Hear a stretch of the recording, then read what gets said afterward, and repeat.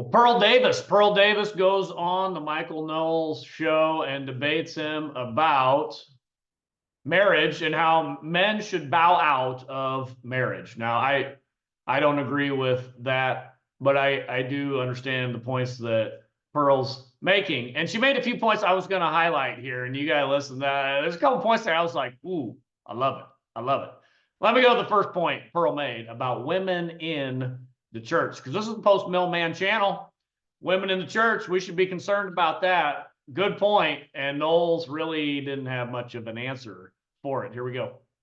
You gotta ask like the reputation. What's the reputation of Catholic girls? Well, what do you mean? I mean, again, That's What do you mean? We know what the reputation of Catholic girls is. I'm not even Catholic, and I know the reputation of Catholic girls.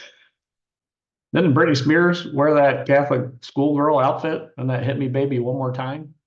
We know the reputation of the Catholic girls. All right, here we go.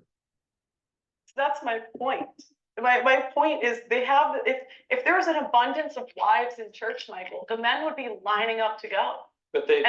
Men It's a traditional church. Men are leaving the church under the age of 35. Young men, church participation is going down altogether, but young men are leaving the church. What about the traditional parishes?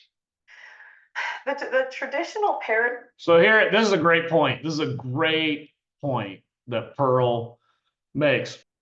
She says that young men, if there were good marriage material women in the church, like women who would be optimal wives, they would be such good wives, they would follow what scripture says.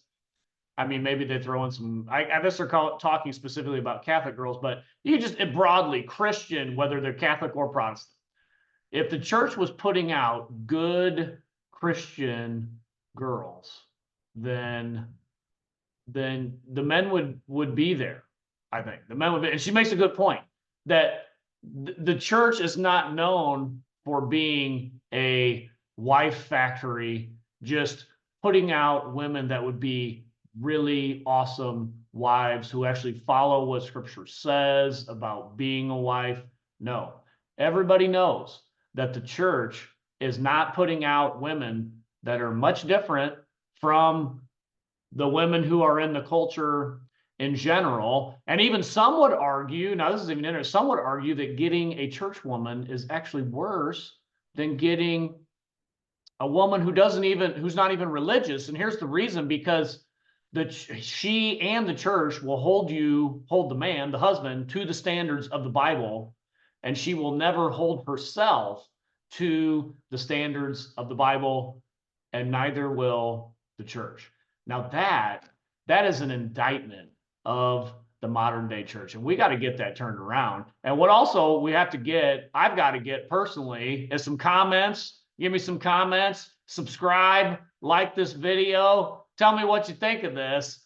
Is the church putting out traditional women who actually follow who actually would meet the job description of a wife? A wife is a job description. It's not just a title. It's not just this girl has a ring and went to a ceremony. Like, a wife is a job description. And the job description mainly has to do with what she's doing for her husband. What does she do for her husband? It's separate from a mother. Mother is a different job description, but a wife is a job description. What is that? It's a good point.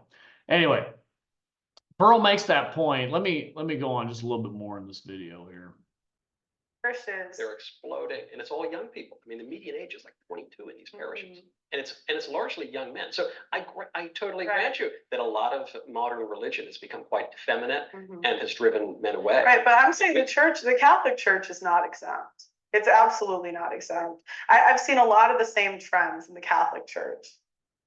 And Pearl she's absolutely correct here. Like, this is the same trend: Catholic Church, Protestant Church.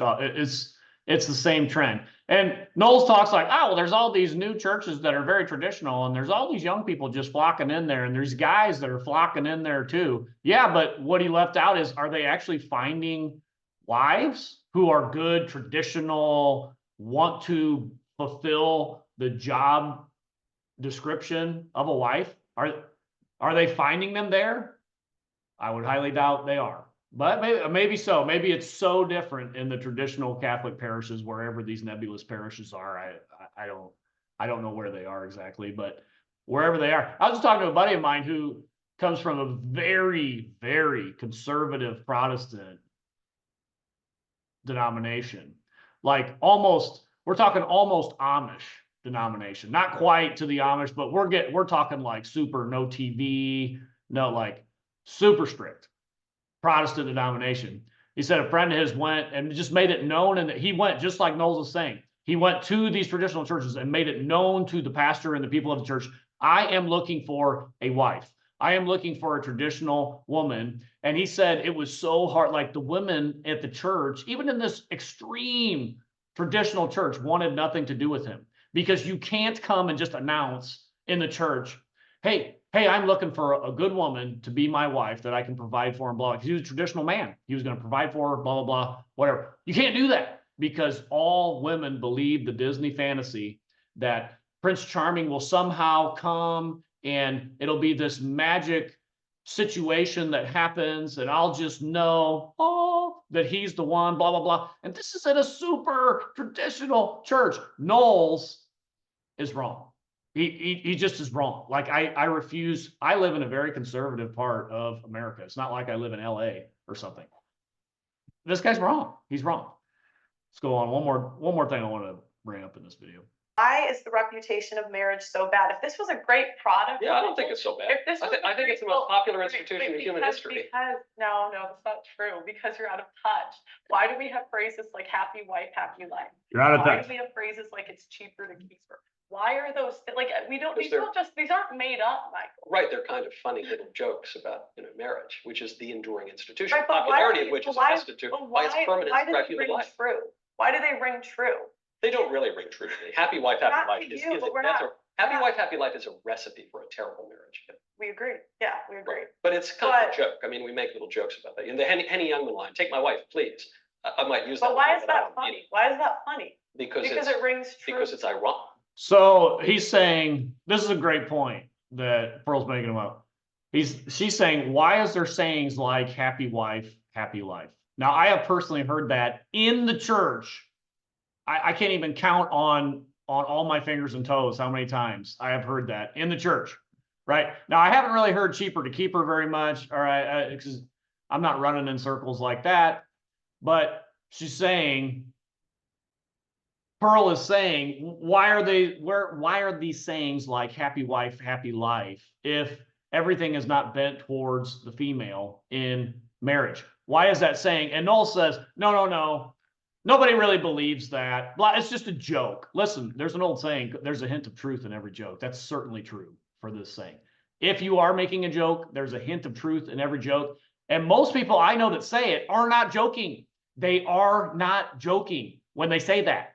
And if they were, there would still be a hint of truth in every joke. I was just at a men's Bible study. Listen, folks out there, you got to give me a comment, subscribe, give me a comment. But I was just at a men's Bible study Saturday morning. What is it? Tuesday now.